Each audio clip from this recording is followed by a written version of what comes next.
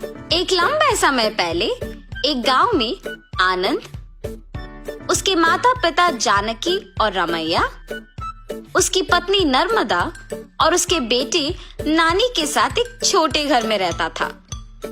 आनंद नौकरी करके आए हुए पैसों से अपना घर चलाता था।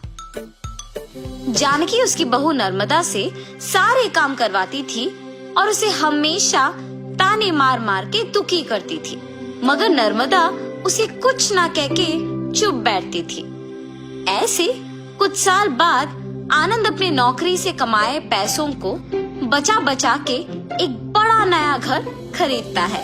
आनंद के खरीदे हुए नए घर में बहुत समय से एक भूत रहती थी। ये बात आनंद को नहीं पता था और इसीलिए वो घर खरीदता है और उसके आसपास खाली रहने के कारण दिखने में बहुत शांत सा माहौल था और जानकी में कोई बदलाव नहीं आया। नए घर में जाने के पहले ही दिन नर्मदा की गलती के बिना ही उसे ताने मारती है। दुखी होकर नर्मदा बिना कुछ खाए और सोए अपने कमरे में जाकर रोती रहती है। तब उस घर में मौजूद भूत नर्मदा को रोते हुए देख उसके पास आती है। बगल में परछाई को देख नर्मदा तुरंत खड़े हो जाती है। तब वो भूत नर्मदा के सामने आके खड़े हो जाती है। उसके चेहरे पे घाव, खुले बाल देख के नर्मदा डर जाती है। बाप रे, भूत भूत! डरो मत, मैं तुम्हें कुछ नहीं करूंगी। तुम हमारे घर में क्यों आई हो? तुम लोग ही मेरे घर आए। ये तुम्हारा घर है? हाँ, ये मेरा घर है। इसी में मैं मर गई। मेरे मरने के बाद ही तुम लोग यहाँ आए।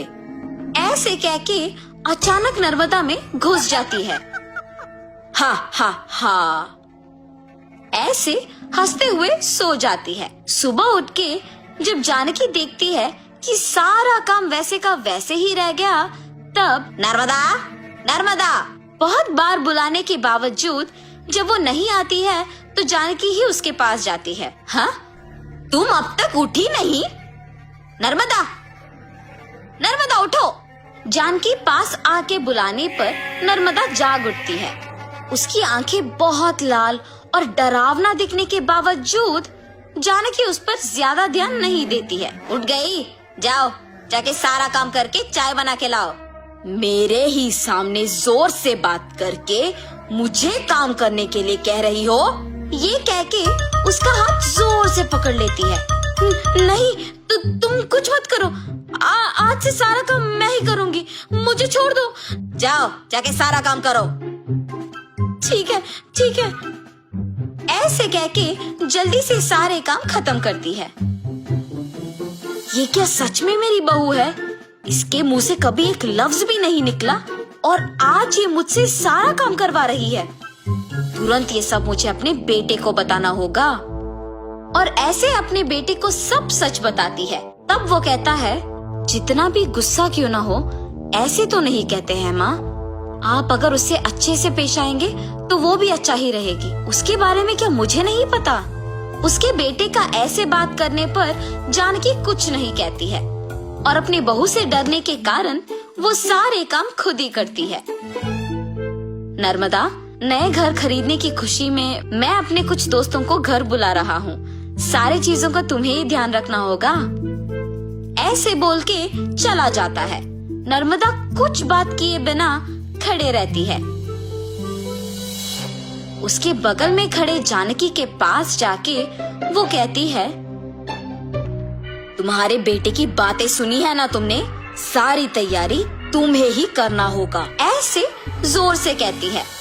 अगले दिन आनंद दोपहर को अपने दोस्तों को घर ले आता है। नर्मदा, तुमने सारी तैयारी कर ली ना? हाँ जी। और ऐसे सबको खाना परोसती है और सभी हंसते हुए बातें करते रहते हैं। सभी व्यंजन स्वादिष्ट है भाभी जी।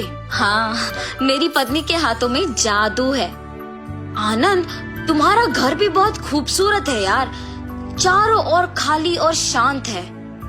इस घर को देखते ही पसंद आ गया मुझे, इसीलिए इसे बचाए हुए सारे पैसों से खरीदा हूँ।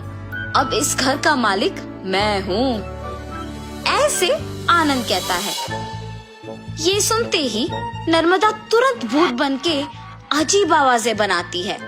उसका सिर नीचे झुका रहता है और अजीब आवाजें आने के कारण सभी उसी को देखते हैं। नर्मदा, क्या हुआ तुम्हें? नर्मदा अचानक अपना सिर ऊपर करती है और क्या इस घर का मालिक तुम हो? मैं हूँ इस घर की मालकिन। ऐसे उसे घूरने पर आनंद अचानक हवा में ऊपर उड़ने लगता है। नहीं, ये तुम्हारा ही घर है, मुझे छोड़ दो। ऐसे कहने पर आनंद को नीचे छोड़ देती है। ये सब देख के घर के सारे मेहमान भूत भूत कह के वहाँ से भाग जाते हैं। नर्मदा जैसे उसे कुछ पता नहीं है अपने कमरे में जाके सो जाती है। आनंद, कम से कम अब मेरी बातों का यकीन करोगे तुम? तुम्हारी पत्नी में भूत घुसी है, भूत। देखो आज उसने क्या कर दिया। हाँ माँ, अब हम क्या करें? एक मांत्रिक को बुलवाना ही पड़ेगा।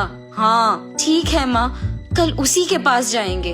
और ऐसे जब सब बैठे हुए थे, नर्मदा आती है और सभी डर जाते हैं। तब उन्हें देख कहती है, क्यों सब मुझे देख के डर रहे हैं? क्या हुआ तुम सबको? कुछ नहीं। अब आप तो कुछ भी कर सकते हो ना। क्या करना है मुझे? मैं जो बोलूँगा तुम नहीं कर पाओगी। मैं नहीं कर पाऊंगी? पहले बोलो। अच्छा, क्या तुम इस बोतल के अंदर घुस के वापस बाहर आ सकती हो? इतना ही, और मैं ये नहीं कर पाऊंगी? देखो। ऐसे बिना कुछ सोचे समझे नर्मदा में घुसी आत्मा अचानक उस बोतल में घुस जाती है और तुरंत जानकी उस बोतल का ढक्कन बंद कर देती है। भूत को मैंने इस बोतल के अंदर बंद किया है, अब इसे गांव के अंत में फेंक के आना होगा। और ऐसे उस बोतल को गांव के एकदम अंत में फेंक के आ जाती है। तब से जानकी अपनी गलती सुधार के अपनी बहू को ताने मारना बंद कर देती है। भूत के चले जाने पर सभी उनके नए घर में खुशी से जीते हैं।